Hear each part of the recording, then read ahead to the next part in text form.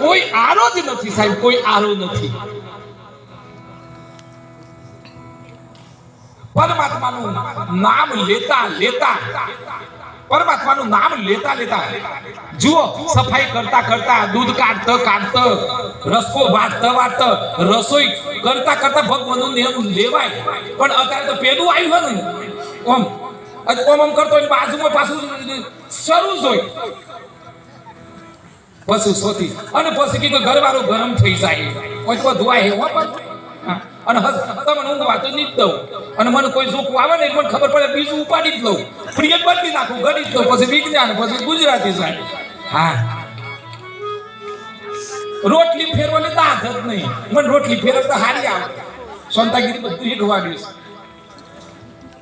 જેને રોટલી સાથે ફેરવતા આવડે ને બહાર જ નહીં સાહેબ. જીવનમાં જેને ચેન્જ કરતા આવડે ને, ઘણા તો જન્મ તો એવા ને એવા, મોટા થાય તો એવા અને જોઈ તો એવા ને એવા સાહેબ. કોઈ ફરક ના પડે, પથરા જેવા સાહેબ. ન દયા, ન ક્ષમા, ન ધર્મ, કશું જ નહીં. આવો તો એ હું, જોતો એ હું, કશું એવા લોકો સાહેબ. એક ગોમમાં અમે ગાડી બરોબર ટ્રેક પકડ્યો છે. એક ગોમમાં એક દીકરો, પોષમાં ધોરણ, આ બે દીકરા બેઠા ને, એવો એક દીકરો, એ દીકરો પોષમાં ભણે.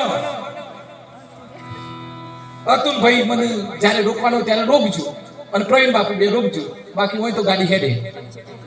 એ દીકરો પોષમાં ધોરણ એટલે બાપાએ શીખવાડેલું કે બેટા આ ગોમની દીકરીઓ મોટી થઈ અને એ પરણી એટલે તું મહેંદી વાટી વાટી આલજે.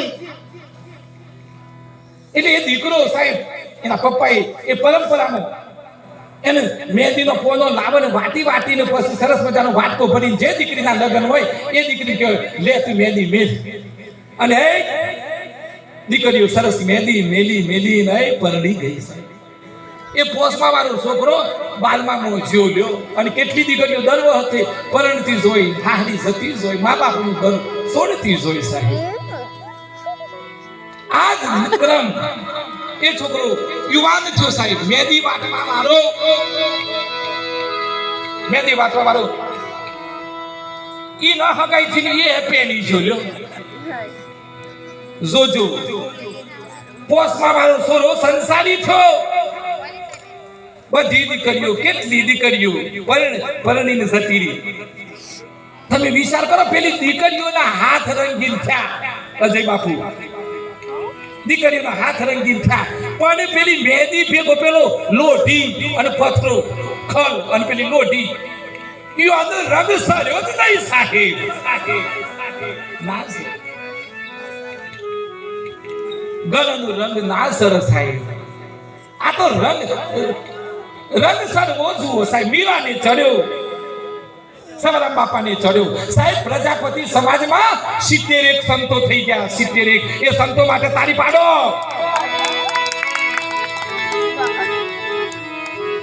ઇતિહાસ છે સાહેબ. 71 સંતો થઈ ગયા છે આપણા સમાજમાં સાહેબ. એટલે એ રંગાઈ જા. બે દીધી કહું જુઓ પછી. તો રંગાઈ જાને રંગમાં, તો રંગાઈ જાને રંગમાં.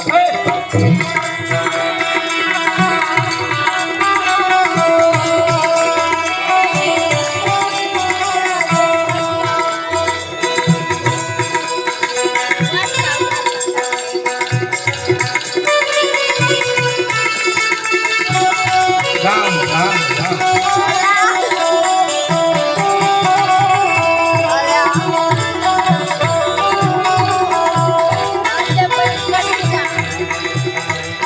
આજે ભજશું કાલે ભજશું,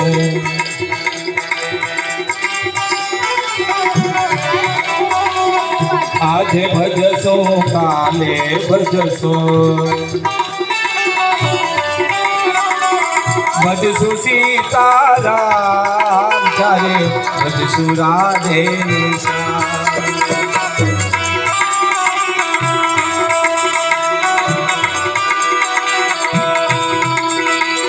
શ્વાસ ખૂટશે, નાડી ખૂટશે, શ્વાસ ખૂટશે, નાડી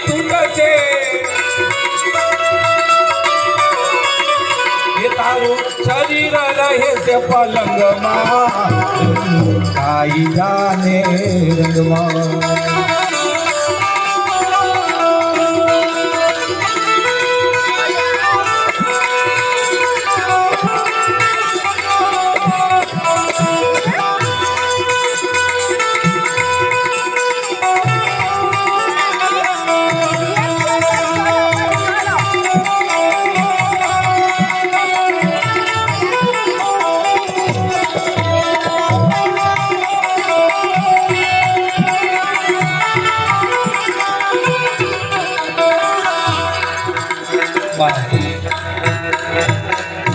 તો રંગાઈ જાને રંગમાં કૃષ્ણ ભગવાને ગીતામાં કીધું જ છે શું કહ્યું છે ચા પીતા જજો 2 વખત ચા પીજો મને શું પણ ધ્યાન આપજો સાહેબ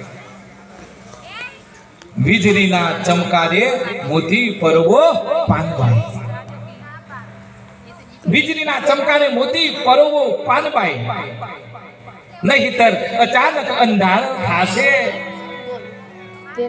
કાયમ કોઈ નથી મારા બાપા સાહેબ તમે જુઓ તો ખરા પોતાનું જીવન સમેટી લીધું સાહેબ મારા બંને ભાઈઓ બાપાની 3 વર્ષ સેવા કરી સાહેબ 3 વર્ષ સેવા કરી અદ્ભુત સેવા કરી એમને સેવા કરતા કરતા બાપાએ વિદાય લીધી અને સાહેબ બંને દીકરાઓ 3 વર્ષ સેવા કરી તો એ ગણા તો અઠવાડિયું બાનું આમ ઘર જીવાઈ જાય તો એ આમ મોની લીક પાસાર જ હોય તું આવું પણ આ બંને ભાઈઓ ભાભીઓને 3 વર્ષ બાપાની સેવા કરી અને બાપા સોમણિયાના શરણ થયા અને પાછો ભજન કરાયો છે સાહેબ ભજન કરાયો છે એટલે ઘણી બધી વાતો છે તું રંગાઈ જાને રંગમાં આ કપડું છે એ જેવામાં બોલો એવું થવાય એવું થાય છેલ્લી વાત અત્યારે પાછા પ્રવીણ બાપુને બોલાવું પછી પાછું આવું છું પણ વાલીઓ લૂંટારો તમે જુઓ અને હોભરો કોઈ પણ ભૂલ થઈ જાય તો ગભરાવું નહીં ભૂલ એક વખત અતુલભાઈ થાય માનસ છીએ સાહેબ મારાથી થાય હવથી થાય પણ ઘણો નહીં થાય કે ભૂલ કરી છે એટલું ખરાબ થઈ ગયું એવું નથી બાપ એક વખત ભૂલ થાય તમને અંદરથી વલોપાત થાય તો સાહેબ કોઈ ગુરુના શરણમાં જઈ અથવા તો ભગવાનને કહી દો ભગવાન મારીથી ભૂલ થઈ ગઈ કૃષ્ણ ભગવાન ગીતામાં કહ્યું છે શું કીધું કે તું ભલે ભૂલ કરી એક વખત મારા શરણમાં આવી જા તારી બધી ભૂલો માફ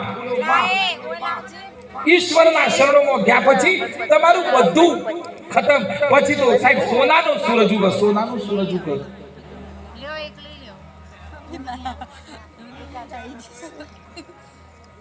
તમે બધા રામાયણ તો વાંચતા જો હો ઘણો સુરન પૂછું કે ભાઈ મને આજે એક છોકરો પ્રવીણ બાપુ પૂછ્યું આજે એક છોકરાએ પૂછ્યું કે રામ વિશે લખવાનું આવ્યું અતુલભાઈ રામ વિશે લખવાનું આવ્યું દ્રૌપદી વિશે લખવાનું આવ્યું એટલે પછી કીધું કે સાહેબ રામ વિશે લખાવો લ્યો તો ઘરમાં રામની વાતો નથી થતી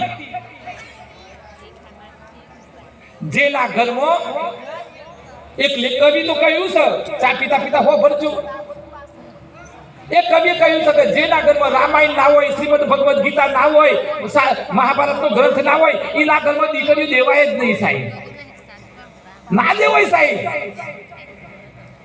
જેના ઘરમાં સારા 5 પુસ્તકો ના હોય એ ઘર નરક જેવું છે સાહેબ જેના ઘરમાં રામાયણ હોય મહાભારત હોય આ શ્રીમદ ભગવદ ગીતા હોય આવા સરસ સારા સારા ગ્રંથો હોય એ ઘેર દીકરી અપાય